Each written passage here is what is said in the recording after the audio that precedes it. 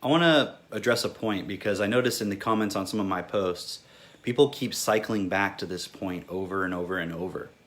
And it's like this example where whenever we're talking about the fact that the lack of money creates unhappiness in this world, people keep cycling back to this point over and over of, well, I know somebody who's rich and they're not happy.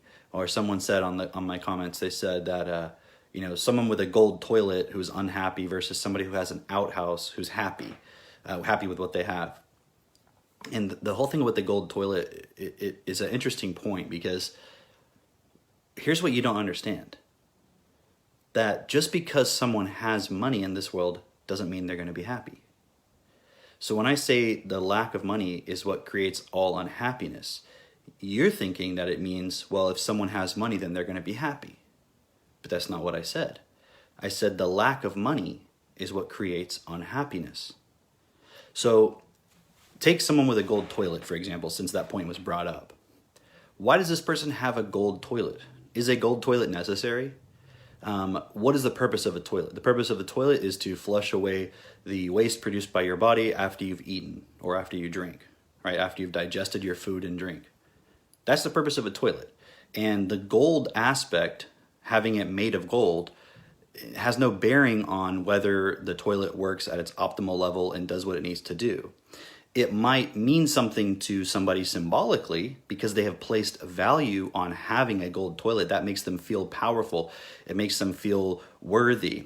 But that would imply that they're placing their self-worth, their self-value, their feeling of self-esteem and inner worth on an external symbol to validate that they're worth something. And that is due to the money system.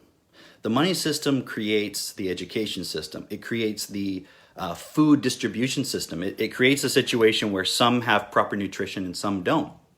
And when you don't have proper nutrition, especially in the beginning of your life and in the womb, your brain is not going to develop effectively. Your body's not going to develop effectively. It's actually going to dumb you down just by not having the right nutrition.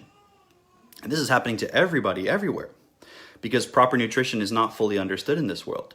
So simply by not putting money towards the things that actually are best, everybody is being harmed. And that's reducing everyone's ability to be happy, if that's what you want to call it. But another point is this. Why is somebody that has a lot of money not happy? Okay, because the reason that they have money, if you consider the fact that our system is competitive and our system is based on a have and a have not, it's based on a mentality of lack, and it's based on an idea and a belief that you have to work to survive, that you have to work to earn money, and that value doesn't exist in itself as life, that you must earn and deserve it through your labor.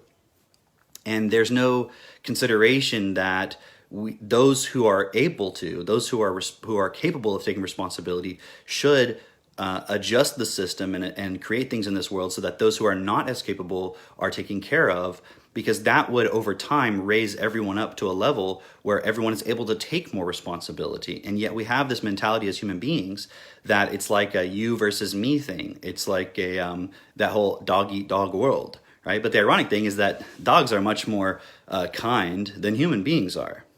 Right? So the reality is when you have a situation like we do in this world where some people have a lot of money and other people don't, but then you're confused about, well, how come the people who have money aren't happy? And how would that make sense within Cameron's statement that lack of money is the source of unhappiness? It is because those who have money are participating in a system that is creating a situation where lots of other people don't have money. And that means that they're not going to get proper education, proper nutrition. They're going to be dumbed down. They're going to be sick. They're going to be, for the most part, they're not going to be able to contribute effectively to this world in the same way. They end up being the slaves of the system. They end up doing all of the work that those who have money don't want to do. So they're in essence basically our slaves. And the idea that some of you have that, well, but those people are actually really happy and really grateful. No, they're not. They have been trained from a very young age by our system to believe that making money is evil and that having nothing means that you're somehow godly. So that is a product of the religious system and the education system that we're putting people without money through so that they'll accept their point. So that way, those who have money in this world will have slaves. That's the reality situation. And the funny thing is, you don't even realize when you're arguing like you are in these comments, those of you who are arguing against what I'm saying, you don't even realize that you're actually arguing for the continued enslavement of the majority of human beings on this earth. You're arguing for the continued suffering. And someone said, well, contrast is needed in this world. You wouldn't say that if you were a child being raped.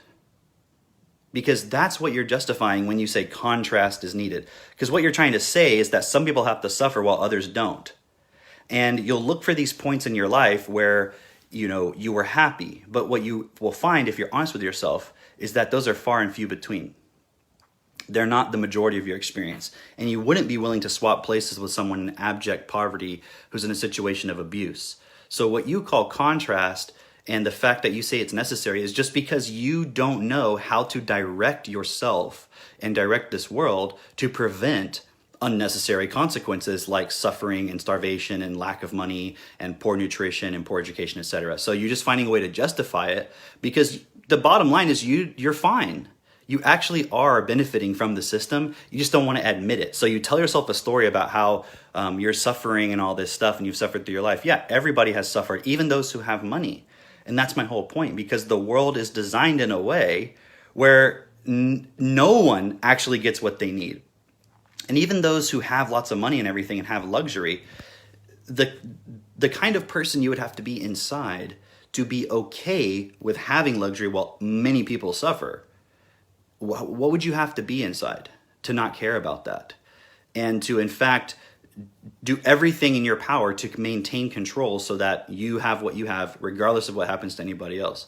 I mean, go drive around like LA and look at the difference. Go to South Africa like I did and look at the difference. You see on one side of the road mansions, on the other side of the road you see literal mud huts. How is that okay? And you're going to call that contrast? You're going to say that, well, some people just need to experience that and the people in the mud huts are actually happier than the ones in the mansions? Really? Because if you actually went and fucking talked to them, they actually want to live in the mansions. And you do too deep down. It's just your vocabulary and your education level is actually poor, even though you'll justify and you'll tell yourself stories about how smart you are. You're not. Because if you were, you'd be able to make money. You wouldn't be constantly chasing it. And you'll tell yourself these stories to make yourself feel better because you're afraid of changing and you don't know how to change, right? We can help you with that.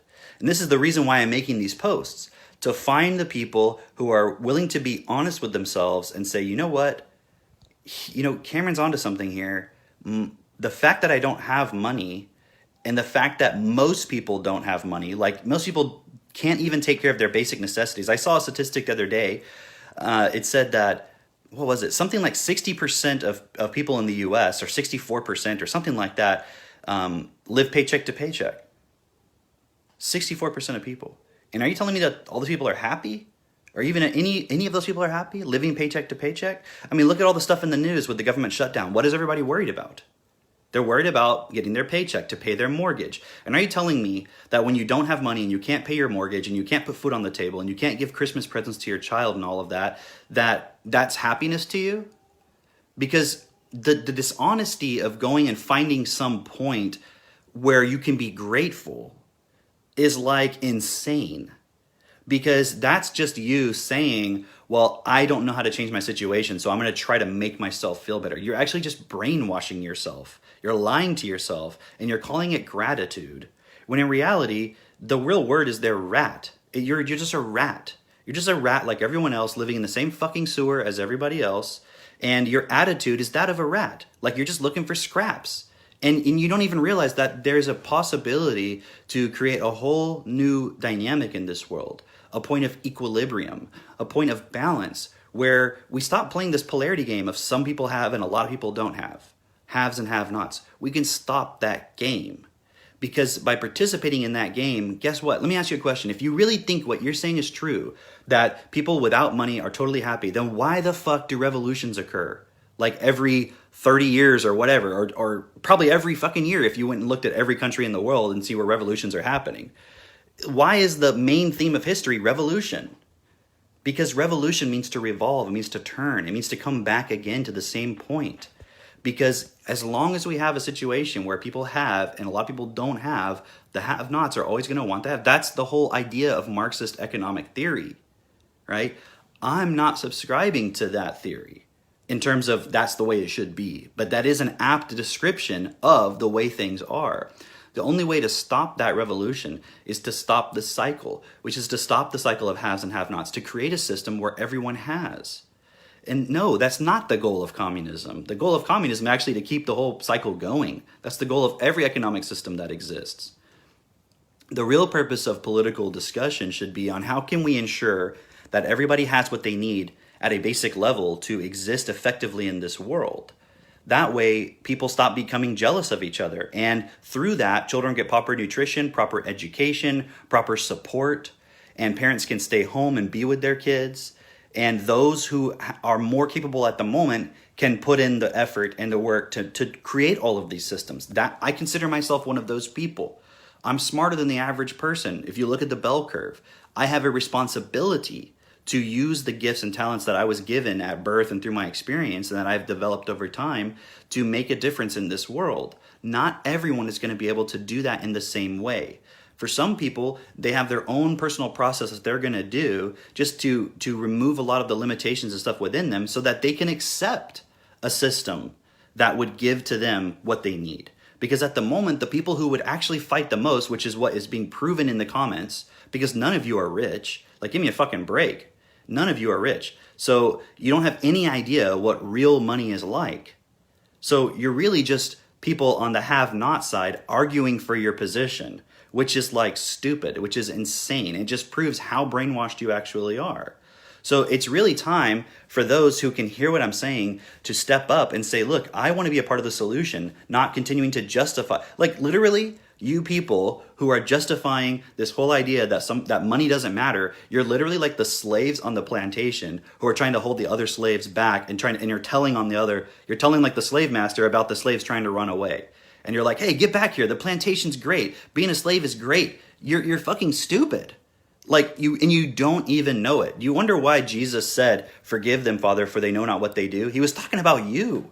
He was like, you need forgiveness, but the reality is no one's going to forgive you. You have to forgive yourself. You have to start taking responsibility for the way you think and start questioning the thoughts that you have. Because what you don't realize is that your entire education system, your entire media advertising system has been programming you from birth with certain thoughts. The thoughts that you have are not yours.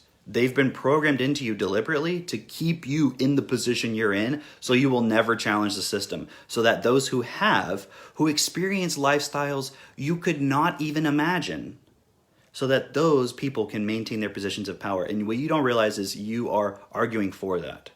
So it's time to wake up. It's time to educate yourself.